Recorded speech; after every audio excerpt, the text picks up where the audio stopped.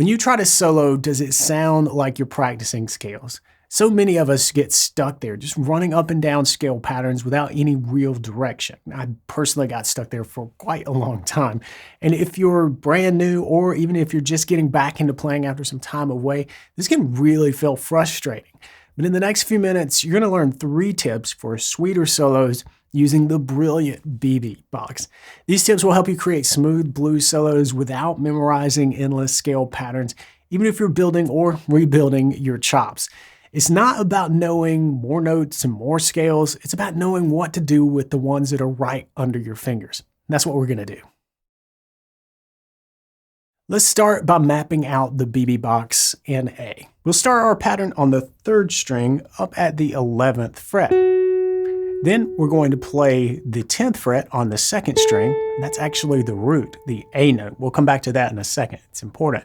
And then we're going up to the B, so up 2 frets from our A, and then up 1 more fret. That's a C note, and that's there on the 13th fret of the 2nd string. And then we shift up another string to the 1st at the 10th fret for the D, and then the 12th for the E. So from low to high in this pattern, we have. But we want to really play this in such a way that we emphasize our root, A. We have to know this is the root here. So let's play it up.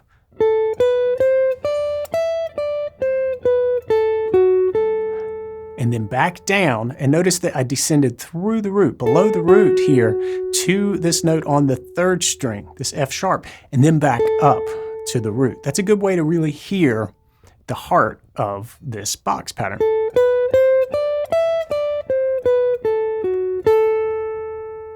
Even though all the notes in the BB box sound great, we want to avoid getting lost in the pattern. Even this great pattern, we want to be intentional so that we sound like we have a clear destination for our phrases. And the best place to start is with the root note.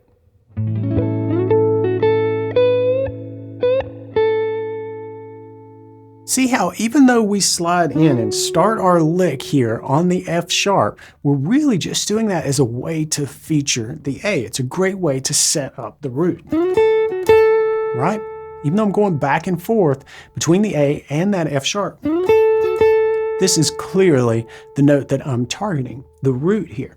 And yes, I do end this first measure by bending up from the 12th fret, but we answer that with a simple little phrase that does a slight bend on that same note, then ultimately lands on the root, this A note.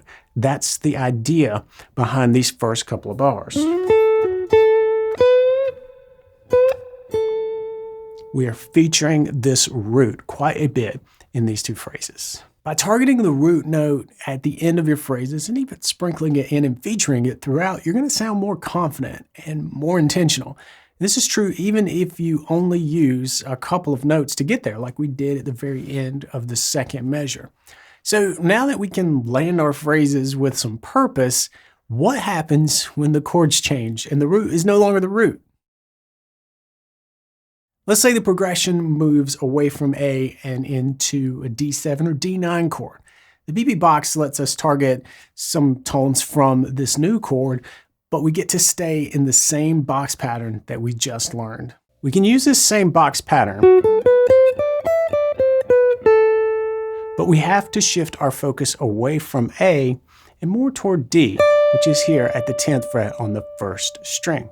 So if we map these tones out in relation to D, being the new root, we have our 2 or 9, depending on how you look at it, at the 1st string 12th fret. That's an E note. It's just up 2 frets, right? It was in the pattern before. And here it just has a different function because we've shifted our perspective.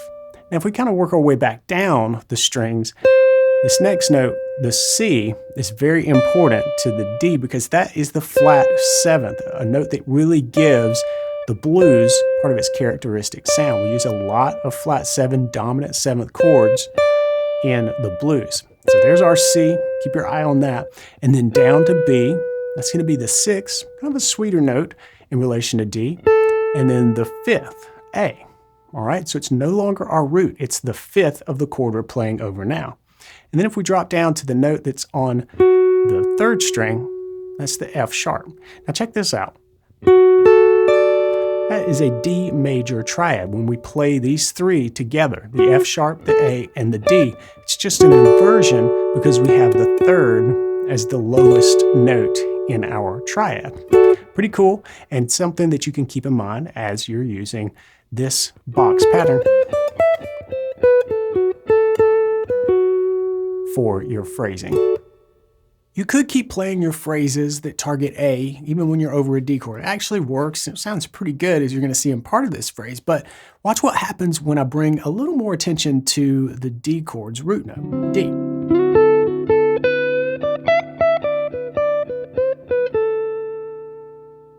Here we're sliding into what is now the major third. Remember our D major triad here, and really kind of doing the same thing that we did to open this. We're calling back to the opening phrase. But here we begin to feature the D note more. Right at the end of that first passage, we transition up to the first string and bring in this D note for the first time. And then we feature it a few times, kind of like we did here. Trying to feature A, we're doing that here and featuring the D note in our second measure in particular. Transitioning back to the A as the chord changes now to A.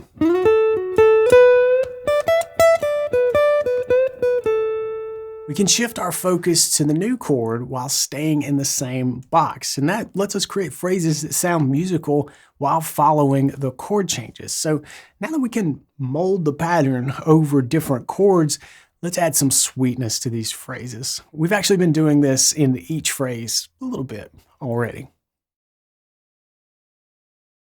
Getting the right notes is half the battle, but playing them with feeling is the other half. And the best way to start doing this with the BB box in mind is through long controlled bends to give each note some room to breathe. Let's move back to A as our root note. If we come up 2 frets on the second string and we play the 2 or the 9, meaning the B note, we can bend this and access the next note, that minor third.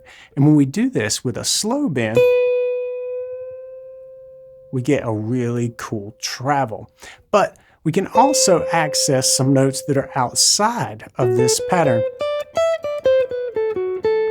by bending even further. So let's try to bend a full step bend, which would have us targeting this note here, the C sharp. We can still start with our B. We're just going to bend it up to C sharp instead of just the C natural.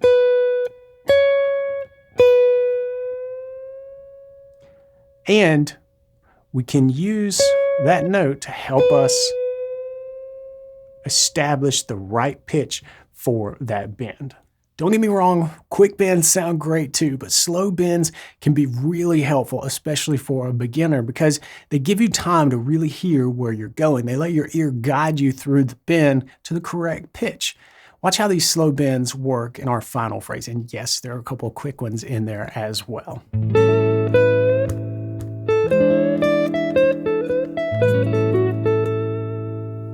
Here we're playing over an A7 chord for measure, then E7, and back to A7. Now the first measure, we're really not doing a whole lot, but we're doing it with style because we're playing the root, and then we go up to the B note on the second string 12th fret and bend that up. And this is where we have a longer, slower bend here that not only sounds really cool, and we can add some emotion by doing this, but we also have an opportunity to target the pitch because we're sneaking up on it. Then we shift over into E, and this move right here is where we can tell that I'm thinking about E. We're jumping up and playing the flat 7 and the root of E before moving into some more bending here.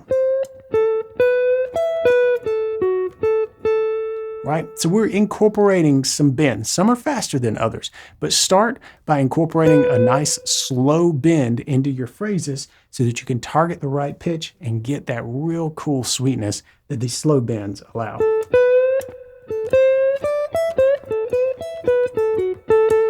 By taking your time with these bends, you add that sweet singing quality to your phrases. So now let's put all three of these tips together and try them out over an 8-bar blues in A.